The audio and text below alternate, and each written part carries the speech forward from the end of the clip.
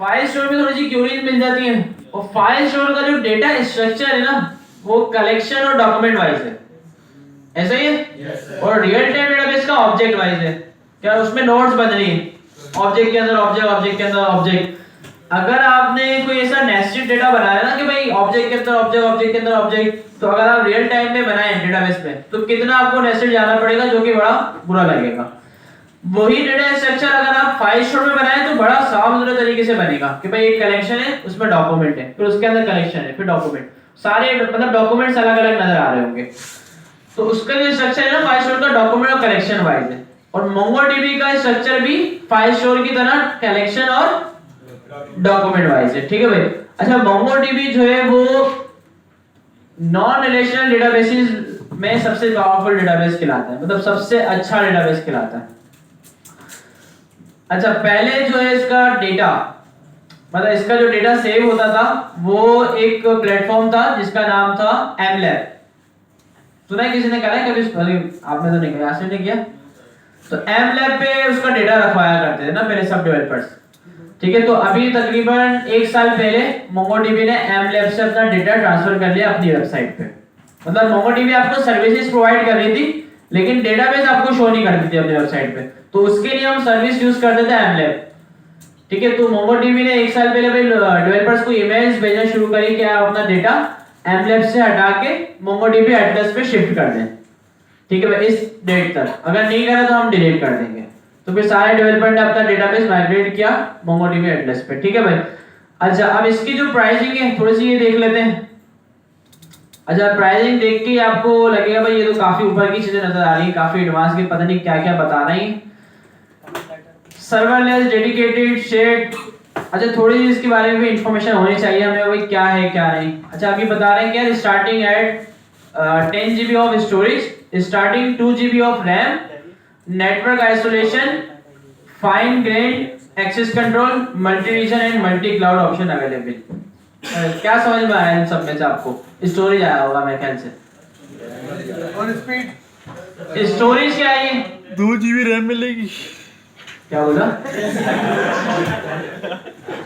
वो अचानक आ गई ना, क्या 10 GB की जगह मिलेगी, 10 GB की स्टोरेज मिलेगी। अच्छा, फाइबर फ्री आपको कितनी देता है पता? फाइबर 1 GB देता है भाई, डेटाबेस की स्टोरेज 1 GB देता है। अच्छा, इसका देखिए फ्री वाला भी है, शेयर्ड वाला। इसमें क्या है, $0 पर मंथ फ्री।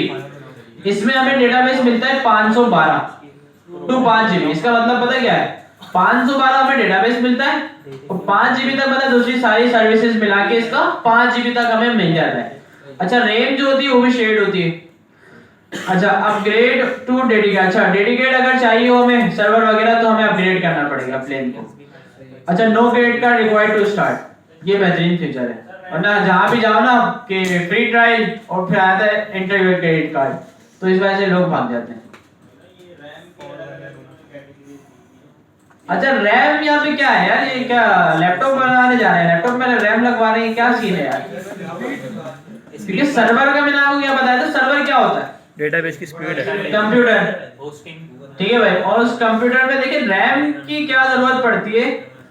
अब 2 किस्म की बैकएंड लैंग्वेज होती है ना, मैंने आपको बताया था नोड.जेएस का इंट्रो देते हुए।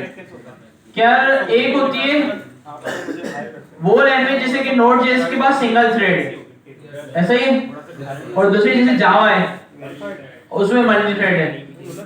थ्रेड क्या होता है? अच्छा, कल ही ये थोड़ा सा ना अमीन के साथ मैंने डिस्कस किया, क्योंकि अमीन को जानते हैं आप, फ्रेंड जो आया था आपके, वो डेवऑप्स इंजीनियर है, मतलब इसका तो काम ही सारा बैकएंड पे हो, इतने एडवांस लेवल पे कि अभी वो बता रहा था कि यार कल एक प्रॉब्लम आ गई थी और वो सॉल्व करके दी। मैंने कहा पे भाई? उसने बोला भाई बैंक ऑफ इजिप्ट में। तो मैं जबरदस्त यार माशाल्लाह यार, मतलब बैंक ऑफ इजिप्ट के बैंक के सर्वर में कोई प्रॉब्लम थी, वो इसने कल सॉल्व करके दिया हमको ना। तो ये बैकएंड में मतलब ऐसा है कि फुल चीज़ मनी आज वाले डालेंगे। हां, इसको मनी आज वाले डालेंगे। मैंने यही बोला है, आई मीन स्टेट बैंक का क्या ख्याल है फिर? बोले यार इतना नोट नहीं है यार, बोला सही है। तो अच्छा, 2 किस्म के होते हैं, जावा और वो। अच्छा, मुझे अमीन ने एक क्वेश्चन किया कल, मुझे अमीन ने बोला यार बहुत एक बात बता, जो पाकिस्तानी बैंक है तेरे हिसाब से इसमें कौन सी बैकएंड लैंग्वेज होगी? यार नोड.जेएस ही होगी, लेटेस्ट टेक्नोलॉजी है, तो बोला नहीं यार, तो उसने मैंने बोला फिर कौन सी है, बोला भाई जावा। तो मैं क्यों यार नोड.जेएस पे क्यों नहीं गया, बोला नोड.जेएस पे क्यों जाए पहले तू बता। तो मैं भाई लेटेस्ट टेक्नोलॉजी अच्छी है, सब आजकल ओल्ड से न्यू पे आ रहे हैं। और बोला नोड.जेएस पे के थ्रेड पता है कितने होते हैं, मैंने हाँ एक होता है। वो किस तरह वर्क करता है, बोला इस तरह करता है भाई। और जावा में मेरा मल्टी होते हैं। तो बोला कि यार आपको क्या लगता है कि यार बैंक में एट अ टाइम कितने थ्रेड्स चलते होंगे, बात समझ में?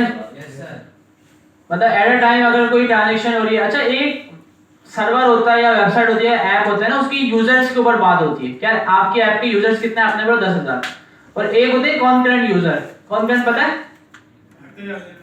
कॉन्करेंट यूजर मतलब ये होता है कि यार एट अ टाइम कितने यूजर ऐप को मौजूद है जो कि सेम फंक्शनैलिटी यूज कर रहे हैं।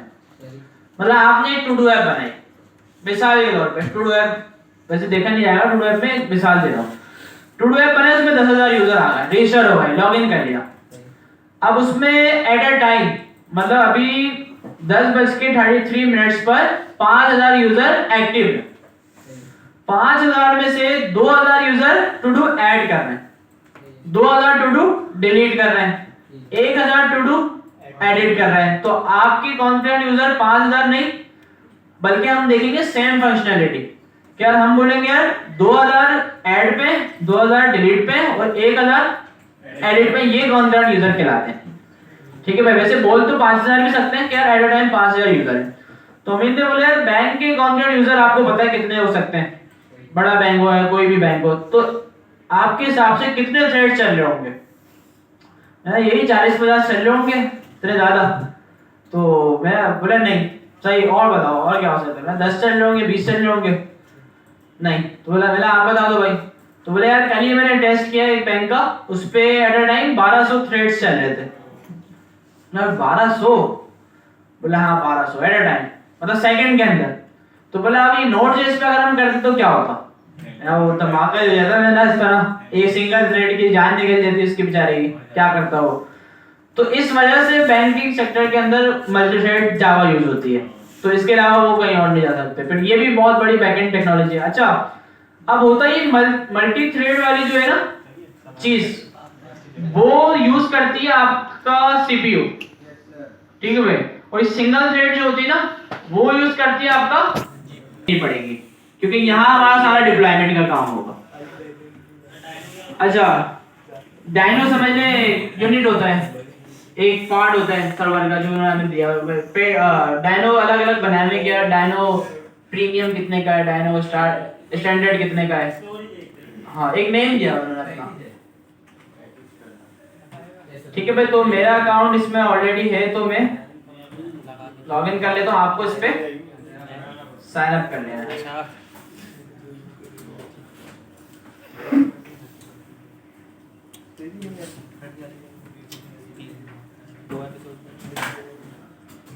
अच्छा, मैं बैकएंड पे ज्यादा मजा आ रहा है या फ्रंट एंड पे?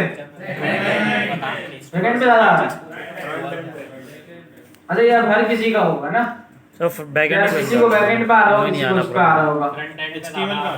HTML पर। अच्छा, ऐसी कल को लड़का मिल गया मुझे वहाँ पे ना, सर HTML में ज्यादा मजा आ रहा है। यार सिलानी में आप रिएक्ट नेटिव क्यों पढ़ा रहे हैं यार? आजकल तो फ्लटर चल रही है, वो पढ़ा है। मुझे इतने लोग होते हैं इस तरह आके बहस करने लग जाते हैं। मैं एक बात बताओ, चाय पियोगे कॉफी दो?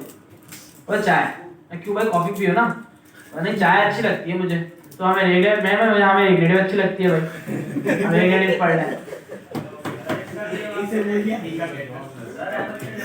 अहमद का क्या जवाब है भाई? चाय और कॉफी में इसको केवी लेके जाओ, दोनों में मजा नहीं आया। इसको केवी लेके इसको इसको बैंकॉक जाने की जरूरत है। इसको वर्डप्रेस डेवलपर बनाओ फिर।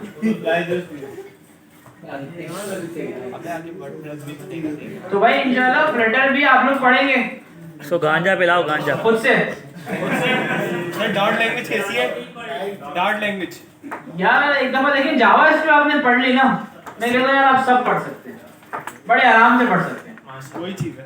अच्छा, इस पे मेरा ओल्ड अकाउंट है ना, इस पे सब कुछ पहले से खुल गया, तो मैं चाहूंगा कोई अपना अकाउंट साइन अप करवा ले यहाँ पे। उसका मैं साइन अप करूँ, उसके साथ साथ सब बताता रहूँ आपको। तो किसका करूँ? आगे जो बैठे कर दो। मेरे ही करते हैं। बताओ भाई, भैया भी मैं बताओ कोई भी बता दो। भैया पैसे इधर बताओ। शेफ डॉट बता। सर ये आएगा इतना बड़ा नाम नहीं है सही। शेफ में यार ये जाली वाला शेक है।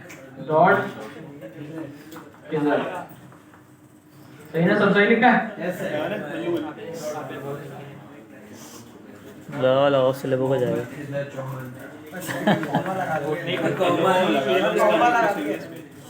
कहाँ पे कॉमा लगा दिया? के बाद उससे लगा के देखते हैं। ऐसे तो बड़ी अच्छी हैं यार आप लोग।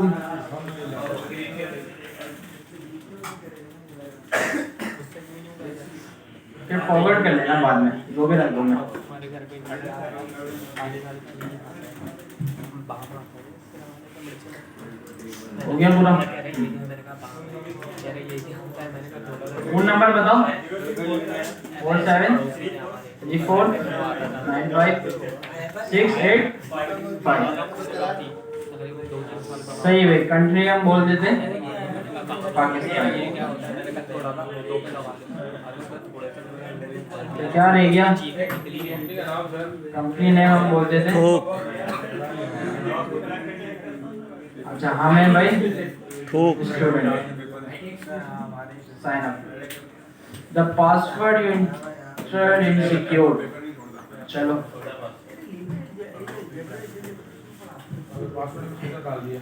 शो कर दें सर पासवर्ड। इससे क्या कर लोगे? सही में अकाउंट साइन अप हो गया। अब देखने सबने आगे भाई क्या करना है। वेरीफाई कर दो यार किधर।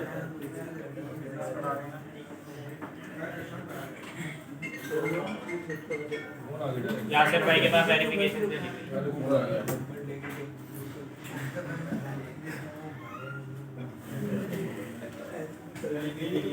समझ नहीं आई? देखो इमेज चाहिए शेख डॉट डाला ना आपने मोहम्मद में ए नहीं डाला। पूरा आप बताओ। क्या वो कर रहा है वॉशरूम में जाओ वॉशरूम में जोड़ दिया क्या नहीं किया था? अब सही है पक्का? देख लो भाई क्या वो कर रहा है उल्टी है कि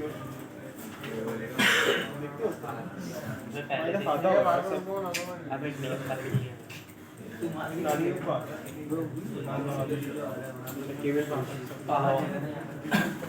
अब हम स्ट्रॉन्ग वाटर टैंक में सही है। अब देखो भाई नहीं मिलते हैं। आ गया ये उसका बोल सकता है। ऐसे बोल सकते हैं जहाँ हम लास्ट लोग जाते हैं कब जाते हैं जब लोग ढूंढने निकल जाते हैं साफ करते हैं तब जाते हैं ऐसे साफ कर देना ये भाई सुन तो लो पहले ही करके सोना चाहिए ये फिर उसका पीछा कर रहा ये बात है जब लॉगिन करना पड़ेगा सोच आ रहा है साफ करने में कोई सोना नहीं है सोना ये देख अब आगे देखना होगा कैसे लगा तू घर पे कर लेगा यार सर आगे से बता अकाउंट बनेगा तो बताएंगे 12 में लिखा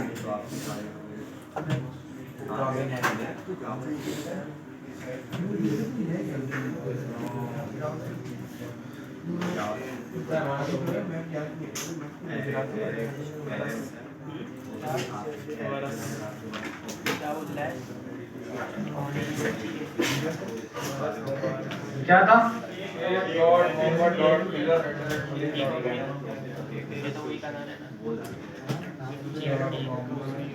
क्या सेफ से कुछ लगती है क्या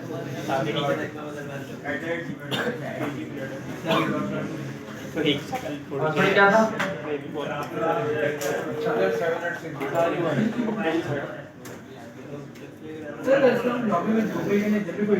माउंटेन्स और हिल्स कौन सा इसमें? ये भी है ये भी है ये है।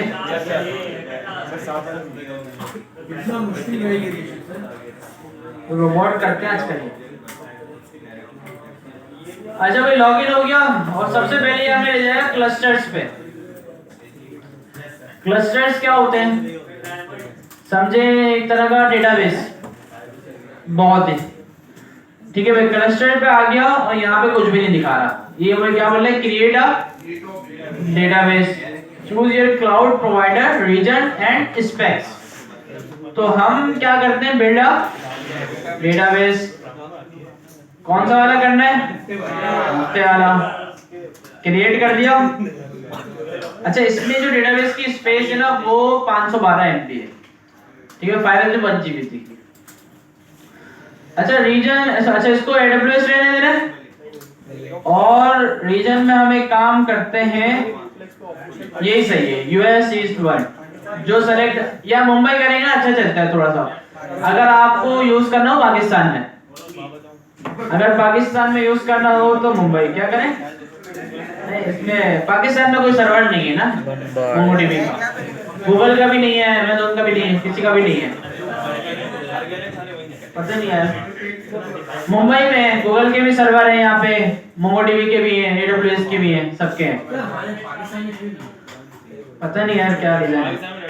ठीक है भाई, तो जो बाय डिफॉल्ट थी साइज है वही सिलेक्टेड मैंने रहने दी और नीचे आके मैंने कर दिया क्रिएट क्लस्टर। ठीक है भाई, अब ये बोल अच्छा एक वो यूजरनेम पासवर्ड था, अब ये जो यूजरनेम पासवर्ड है ना ये क्लस्टर का है, ठीक है भाई। तो इसमें बोल रहा हूँ बहुत सारे बात, क्रिएट यूजर, यहाँ पे यूजर क्रिएट हो गया। अच्छा माय लोकल एनवायरनमेंट और क्लाउड एनवायरनमेंट, लोकल पे रहने दिया। अच्छा अब इसमें ये पूछ रहा है आईपी एड्रेस, कि यार जहां से आप इस डेटाबेस को यूज करोगे ना, जहां से इस पे रिक्वेस्ट जाएगी उसका आईपी एड्रेस क्या होगा सिक्योरिटी के लिए। तो इसमें ऐड कर आईपी एड्रेस करेंगे ना, वो खुद ऐड करेगा और ऐड कर देगा। और इसमें अगर आप ये ऐड कर देंगे ना इस डायरेक्ट ने, बल्कि 00 होता है, 0.000 सर्च कर लिएगा होता है। एक मिनट देख लेते हैं, भूल गया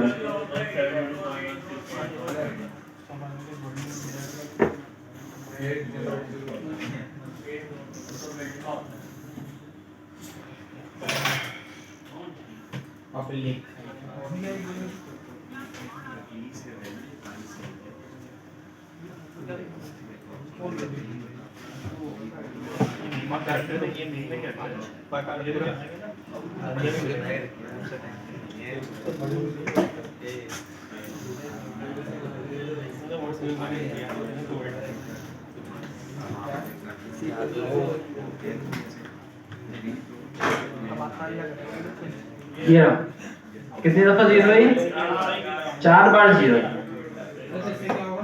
इससे होगा पब्लिक हो जाएगा, किसी भी आईपी से रिक्वेस्ट आए एक्सेप्ट करेगा। ठीक है भाई, सुन ले एक बार और कि नीचे जो मैंने अपनी आईपी ऐड की है ना, इसका मतलब ये है कि सिर्फ और सिर्फ मेरी आईपी से रिक्वेस्ट एक्सेप्ट करेगा। मतलब मैं इसी कंप्यूटर पे रहते हुए डेटाबेस का डेटा रीड कर सकूंगा और ऐड कर सकूंगा। और ऊपर जो मैंने 4 बार 0 ऐड करा है, 0.0.0.0, इसका क्या मतलब होगा, किसी से भी रिक्वेस्ट एक्सेप्ट कर लेगा, universal public. Finish and close. Congratulations on setting up access rules. Go to database. तो ये क्लस्टर अभी बन रहा है, थोड़ा सा पेंडिंग में, और 1 मिनट लेगा, 2 मिनट और ये बन जाएगा।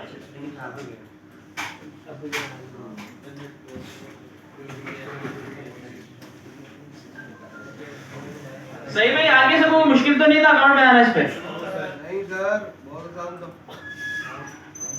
बहुत आसान है ना पैकेट।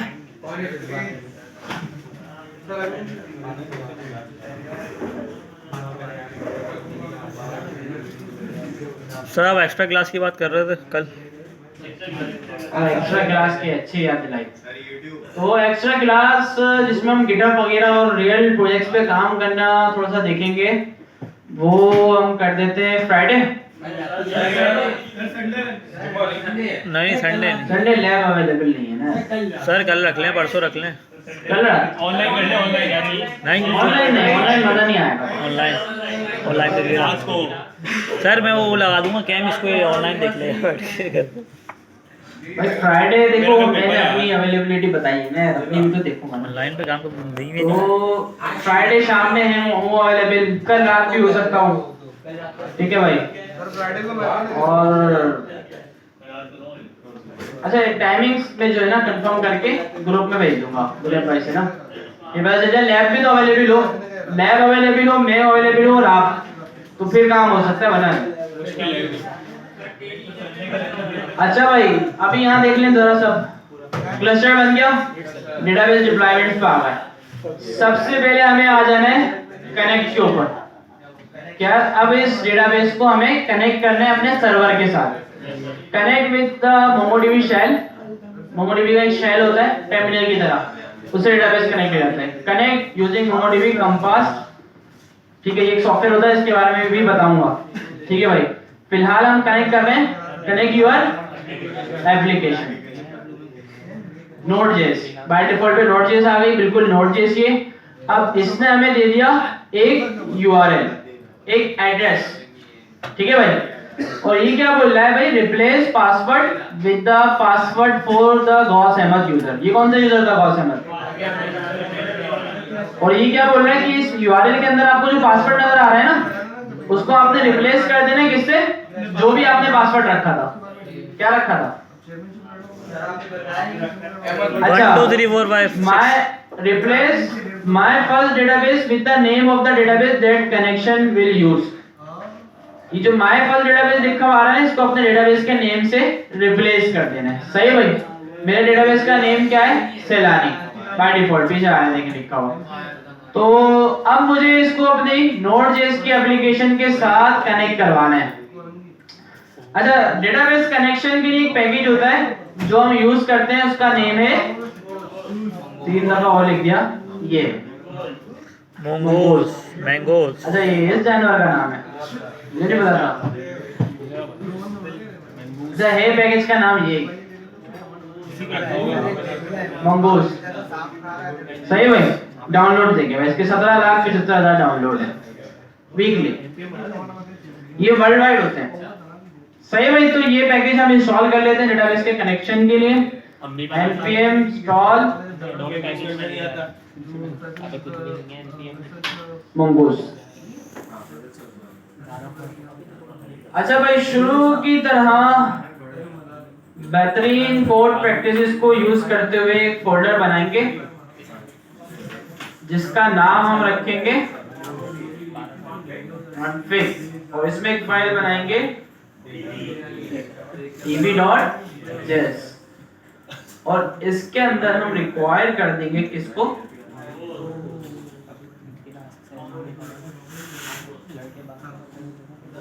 रिक्वायर क्या नाम था, ठीक है भाई। अच्छा अब एक सब पहले यहाँ पे URL बना लेते हैं। URL क्या था भाई, जो हमें मिल रहा था कहां से, यहाँ से। ये मैंने कॉपी किया और पेस्ट कर दिया। वहां पे उसने क्या कहा था, पासवर्ड की जगह अपना पासवर्ड लिख दो। मैंने पासवर्ड ऐड करा था gauss123। सही भाई, और हमारे डेटाबेस का नाम क्या है, सेलानी। ये रहा डेटाबेस का नाम, ठीक है भाई, ये डेटाबेस है, तो ये तो ऑर्गेनाइजेशन है ना, सेलानी नाम है। सेलानी या तो सेलानी है या प्रोजेक्ट 0 है, ठीक है भाई। तो ट्राई कर लेते हैं, प्रोजेक्ट 0 पहले कर लेते हैं और फिर सेलानी कर लेते हैं। प्रोजेक्ट 0 होगा नहीं वैसे, इसमें स्पेस आ रहा है, हम इसको कर देते हैं सेलानी।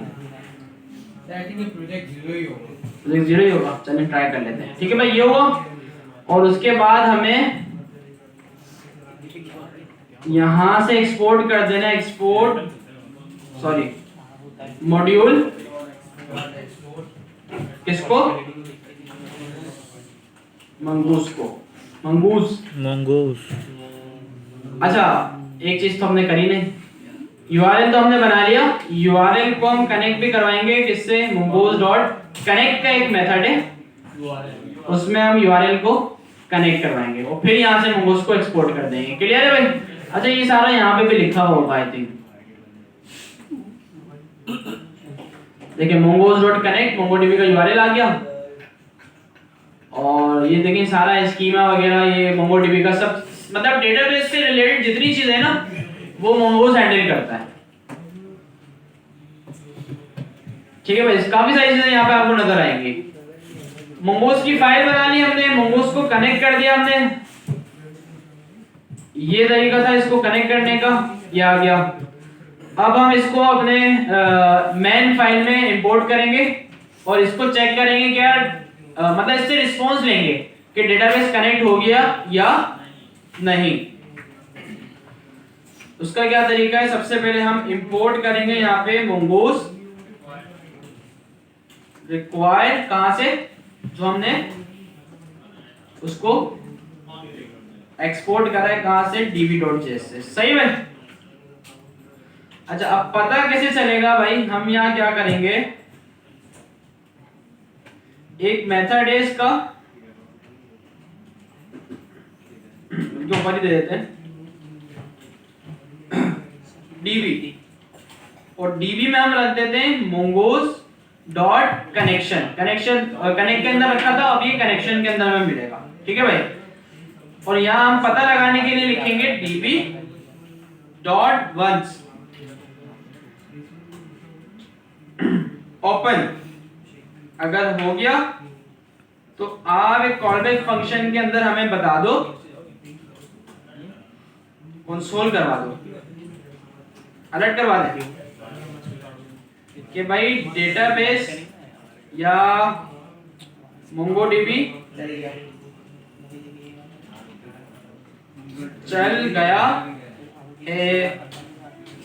सही भाई, और अब हम सर्वर को स्टार्ट करके देखेंगे कि चल गया है या नहीं।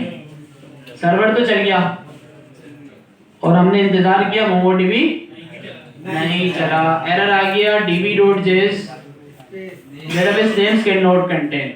ठीक है भाई, डेटाबेस नेम जो है वो हमने गलत दिया है। डेटाबेस नेम हमारा आई थिंक क्या था, सेलानी ही था। देख लेते हैं। ठीक है भाई, और मोंगोडीबी चल गया। अगर पासवर्ड गलत होता, डीबी नेम गलत होता तो ये आता ही नहीं। सही भाई, ये कॉलबैक चलता ही नहीं। अगर ये चीजें गलत होती तो कॉलबैक चलता नहीं। अच्छा एक दफा दोबारा से बता रहा हूँ, इसको जरा फोकस रख के देख लें फिर आगे बढ़ लें। db.js में मोंगोज रिक्वायर किया। अच्छा यूआरएल यहाँ पे डायरेक्ट भी लिख सकता था लेकिन वेरिएबल बना दिया। सही भाई, ये यूआरएल के अंदर पासवर्ड को रिप्लेस करके अपना पासवर्ड दे दिया। ये कौन सा पासवर्ड था, अगर आप ये भूल जाए ना तो डेटाबेस एक्सेस यहाँ पे एक टैब है, डेटाबेस एक्सेस में आके यहाँ पे यूजर बना होता है, ये रहा। इसको उड़ा के नया बना लें या एडिट कर लें। सही भाई, या एक और यूजर ऐड कर दें।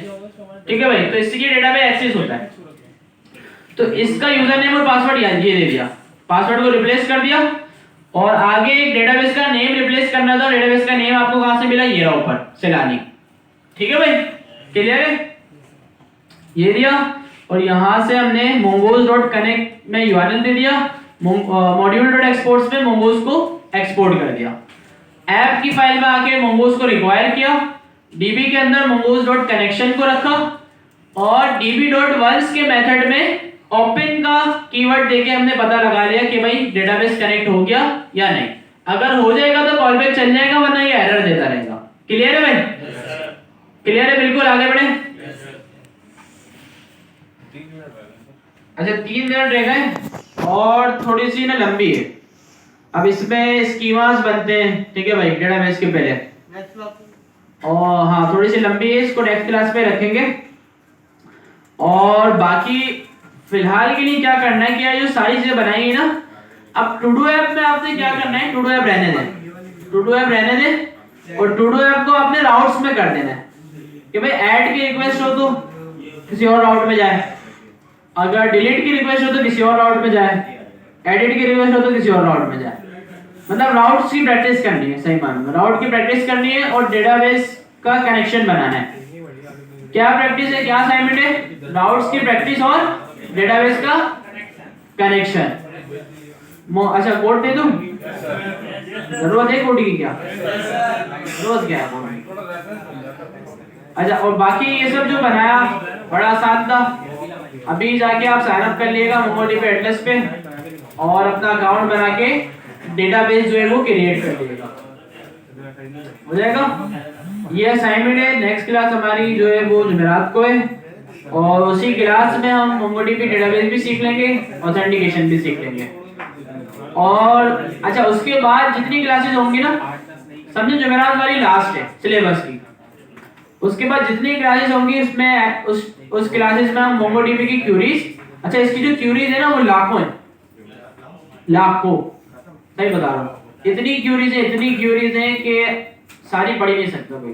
मतलब बेसिक याद है मुझे यार, डिलीट कैसे होगा, सर्च कैसे होगा, मर्ज कैसे होगा, ये थोड़ी बहुत याद है।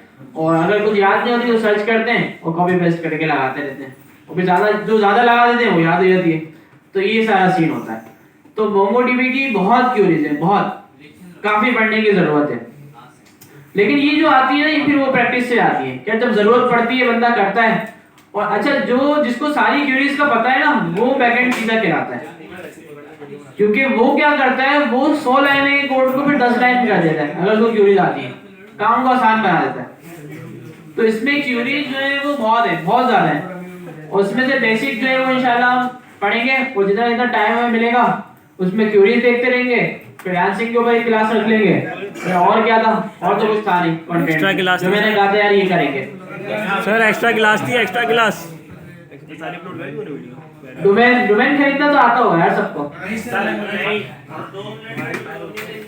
यार डोमेन खरीदना कौन सी बड़ी बात है? किसी को खरीदने हैं डोमेन? Yes sir. नहीं, आपको खरीदना है ना तो क्लास में खरीद लेंगे ना, ताकि सब पता चल जाए सबको। सही भाई, ऐसा कर लेंगे।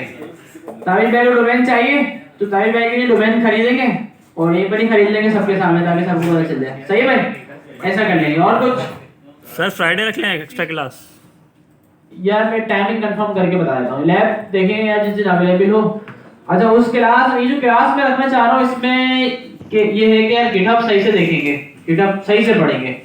आजकल तो स्मार्ट गिट भी मैं यूज नहीं कर रहा, उसको भी छोड़ दिया। अब तो गिटहब डेस्कटॉप इतना बेहतरीन आ गया है कि यार मजा आ रहा है इसको करने में ना। मतलब गिटहब क्लोन करने के वक्त ही ना वहां पे आपको ऑप्शन देता है, ये देखें,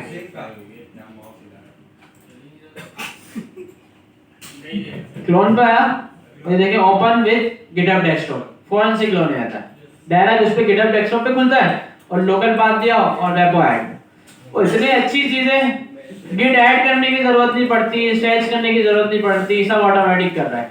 आपने चेंज किया, वहां पे चेंज आया, कमिट किया, कमिट हो गया। वहां पे आपने पुश ओरिजिन किया, पुश हो गया, जिस ब्रांच पे थे उसी में पुश हो गया। तो बहुत ही बेहतरीन है गिटहब डेस्कटॉप। तो यही देख लेंगे, गिटहब डेस्कटॉप देख लेंगे। और इसमें जो ब्रांचिंग वाला काम है, पुल रिक्वेस्ट, ब्रांचिंग, मर्जिंग, ये सारा देखेंगे, क्योंकि ये जो काम है ना ये रियल प्रोजेक्ट्स के ऊपर करने का होता है।